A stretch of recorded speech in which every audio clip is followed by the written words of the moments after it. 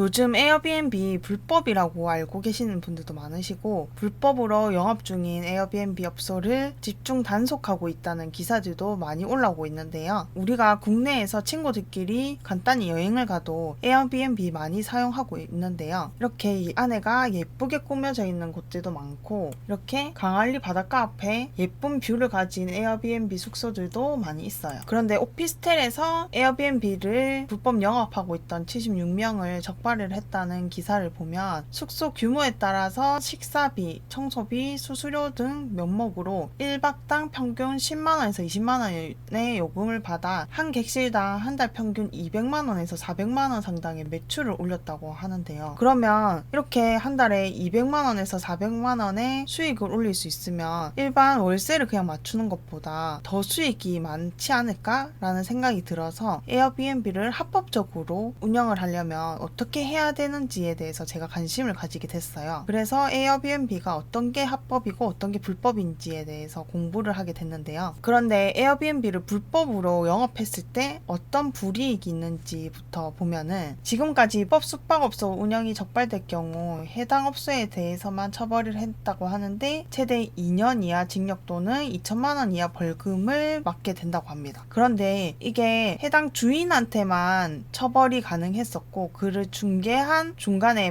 에어비앤비 같은 공유 플랫폼에 대해서는 처벌이 없었다고 해요. 그런데 2023년 6월 13일 날 나온 기사를 보면 이렇게 불법 숙박업소를 중개한 곳도 1년 이하 징역 또는 1천만 원 이하 벌금을 받게 하는 법안이 여당에서 발의가 됐다고 합니다. 그러면 이럴 때일수록 합법적으로 에어비앤비를 할 수 있으면 나중에 불법적으로 운영하고 있는 사람들이 다 운영을 못하게 되면 내 숙소가 더 인기가 많아지지 않을까? 더 장사가 더 잘 되지 않을까? 이런 생각도 드는 거죠. 그래서 에어비앤비를 합법적으로 운영하기 위해서는 숙박업이라는 사업을 등록을 해야 되는데요. 숙박업 중에서는 농어촌 민박업이 있고 외국인 관광 도시 민박업, 한옥 체험업 이렇게 세 가지로 나눠져 있어요. 이 세 가지 각각 사업을 받기 위해서는 각각의 요건이 따라줘야 됩니다. 먼저 농어촌 민박업을 볼 건데요. 농어촌 민박업은 읍면의 농업진흥구역을 제외한 지역에 있어야 되고 동지역 중에서 주거상업, 공업지역을 제외한 지역이어야 되고 연면적은 230제곱미터 즉 69평 이하인 곳에서만 승인을 받을 수 있고 단독주택 혹은 다가구 주택에서 가능합니다. 그러면 아파트나 무슨 다세대 빌라 같은 곳은 농어촌 민박업을 받을 수 없겠죠? 건축물 대장상 건물의 용도가 주택이어야 되고 농어촌 지역 또는 준농어촌 지역 주민이어야 되고 전입이 되어 있는 상태여야 됩니다. 그러면 그 운행하려는 집의 주인이 전입이 되어 있어야 되는 거죠. 그래서 소유자가 만약에 농어촌 민박업을 할 거다 해서 신고를 할 경우에는 신고일 기준으로 6개월 이전에 전입이 되어 있는 상태여야 되고 임차인이 만약에 여기서 내가 새 들어서 들어왔는데 거기서 내가 또 그 집을 가지고 민박업을 할 거다 하면 신고일 기준 3년 전부터 전입이 되어 있어야 됩니다. 그리고 시설 기준에 따른 소방시설은 당연히 설치되어 있어야겠죠. 그래서 농어촌 민박업을 가지고 이렇게 폐가였던 집을 싹 리모델링해서 이렇게 예쁘게 꾸미고 나서 에어비앤비로 돌리는 곳도 많이 있습니다. 두 번째, 외국인 관광 도시 민박업인데요. 외국인 관광 도시 민박업은 도시 지역 주민이 거주하고 있는 주택을 이용하여 외국인 관광객에게 한국의 가정문화를 체험할 수 있도록 숙식 등을 제공하는 사업을 말합니다. 서울은 아까 농어촌은 농촌이어야 되잖아요. 그래서 안 되는 거고 서울은 도시민박업만 이것만 가능하게 되어 있는 거죠. 이것도 똑같이 연면적이 230제곱미터 이하여야 되고 원룸하고 오피스텔은 등록 자체가 불가능합니다. 그 이유는 민박업이잖아요. 민박업은 주인이 살고 있는 집에 하루 이틀 그냥 다른 사람이 한 방을 그냥 빌려서 숙식을 하는 거예요. 그래서 여기 보이잖아요. 한국의 가정문화를 체험할 수 있도록 숙식 제공하는 사업인데 원룸이나 오피스텔은 방이 따로 없잖아요. 그러면 주인이랑 새로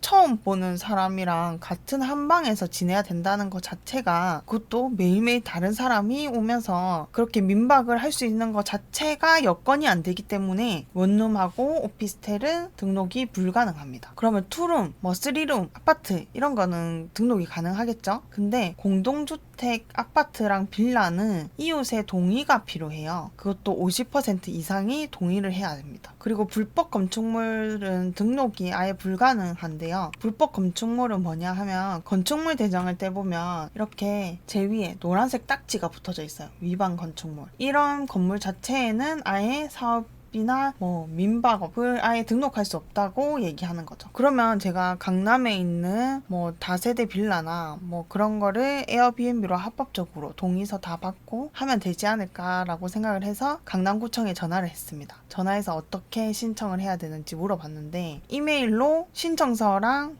설명서 같은 것들을 보내주셨어요. 그거 같이 볼게요. 여기 보면 외국인 관광 도시민박업 등록 신청 안내문이 있잖아요. 외국인 관광객에게 숙식 제공하는 사업이라고 말을 해놨고 쭉 적혀져 있어요. 등록 불가 여기 보이시죠? 오피스텔이랑 근린생활시설 안 된다고 되어 있고 앞에는 쭉 제가 방금 설명드린 것들로 되어 있습니다. 그래서 중간에 모르겠는 게 있으면 여기 소재지 관할구청에 전화를 하셔서 관광진흥과에 물어보시면 됩니다. 쭉 요건들이 다 적혀져 있어요. 천천히 읽어보시면 되고 사업계획서도 적어야 되고 여기 보이시죠? 여기 동의서가 있어요. 방금 말한 소유자 동의를 받아야 되는데요. 이거는 임대인도 받아야 되고 임차인도 받아야 돼요. 근데 거의 임차인이 직접적으로 살고 있기 때문에 임차인이 동의를 해주는 거, 그러니까 옆집에 임차인이 새들어 산다고 해도 집주인한테 동의를 받아서 되는 게 아니라 직접 그 집에 살고 있는 사람한테 동의를 받는 게 중요합니다. 그래서 동의서 양식도 다 있어요. 이쪽에서 동의서를 받으면 되고 이렇게 다 적혀져 있거든요. 3장이나 동의서가 있습니다. 그럼 3장 다 각 호실마다 동의서를 받아야겠죠. 여기 그 다음 등록 신청서나 형식들이 다 합쳐져서 파일을 주셨어요. 그래서 동의서는 입주자한테 받아야 되는 거고 해당 통로에 만약에 복도식이다. 그러면 해당 통로에 위치한 사람들의 50% 이상의 동의를 받아야 되는 거고 아래 윗집이나 바로 옆집에 위치한 집들은 무조건 동의를 받아야 됩니다. 그 집들 중에서 한 군데라도 직접적으로 연관되어 있는 바로 붙어 있는 집들의 동의를 못 받았다 하면은 에어비앤비를 합법적으로 운영할 수 없게 되는 거예요. 그 다음 세 번째로 한옥 체험업인데요. 한옥 체험업은 한옥에서 에어비앤비를 운행해야 되는 거예요. 근데 내 눈에 봤을 때 한옥이면 되는 건가 싶은데 절대 아닙니다. 한옥은 주요 구조물과 목조 구조물로서 한식, 기와 등을 사용한 건축물 중에서 고유의 전통미를 간직하고 있는 건축물과 그 부속시설이라고 적혀져 있는데 우리가 일반적으로 생각할 때 그냥 이렇게 되어 있으면 한옥인 거 아닌가 싶을 텐데 이렇게 기와집 있고 하면은 무조건 한옥인가 싶은데 한옥 건축 기준이 있어요. 이렇게 쭉 나야 되는데요. 이거를 보고 따로 심사가 나와서 통과를 해야지 한옥 체험업을 받을 수 있습니다. 그럼 한옥 체험업은 아까 외국인 관광 도시민박업은 외국인 관광객 상대로 민박업을 하는 거란 말이에요. 그래서 내국인을 받으면 안 되는 걸로 되어 있어요. 근데 한옥은 내국인과 외국인 둘 다 받을 수 있는 거죠. 그리고 정부 지원도 많이 준다고 합니다. 그러면 서울에서는 내국인과 외국인 모두를 받을 수 있는 그런 합법적인 에어비앤비를 운행하려면 한옥밖에 될 수밖에 없는 거예요. 근데 한옥을 갖고 있는 사람이 서울에 몇 명이나 되겠어요? 그래서 결국에는 에어비앤비를 서울 내에서 합법적으로 운행하기는 어렵습니다. 그런데 제가 또 찾다가 보니까 내국인을 1년 중에서 180일 이내로는 받을 수 있는 합법적으로 받을 수 있는 방법이 또 있었는데요. 그게 위홈이라는 사이트가 있어요. 이것도 에어비앤비랑 비슷한 플랫폼인데요. 근데 위홈에서는 내국인을 180일을 받을 수 있다고 했잖아요. 그게 위홈에 가입된 사람들이면 합법적으로 숙박업이 등록되어 있는 사람이고 위홈을 통해서 숙박을 예약을 받았을 때 내국인을 받을 수 있게 되어 있는 건데 그래도 결국에는 외국인 도시민박업의 기본 요건은 갖추고 있어야 돼요. 원룸 안 되고 오피스텔 안 되고요. 그러면 투룸, 쓰리룸 이런 것들로 되어 있겠죠. 그래서 위홈은 보면은 원룸은 거의 없어요. 방이 2개짜리부터 시작되어 있어.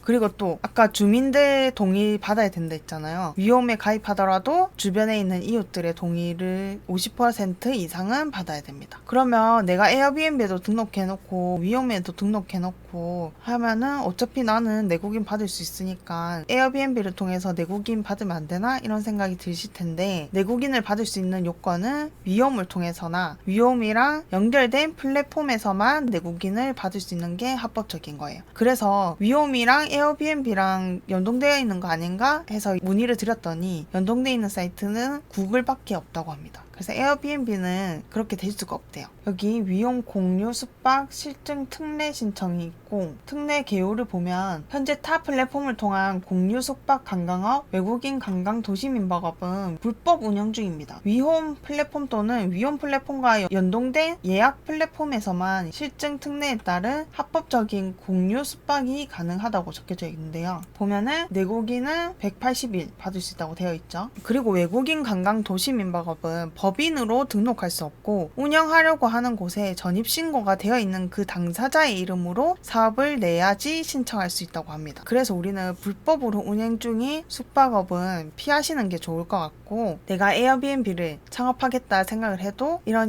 요건들이 다 맞춰지는지 다 합법적으로 운행할 수 있는지도 확인해 보시는 걸 추천드릴게요. 오늘 영상도 도움 되셨다면 구독과 좋아요 꼭 부탁드립니다.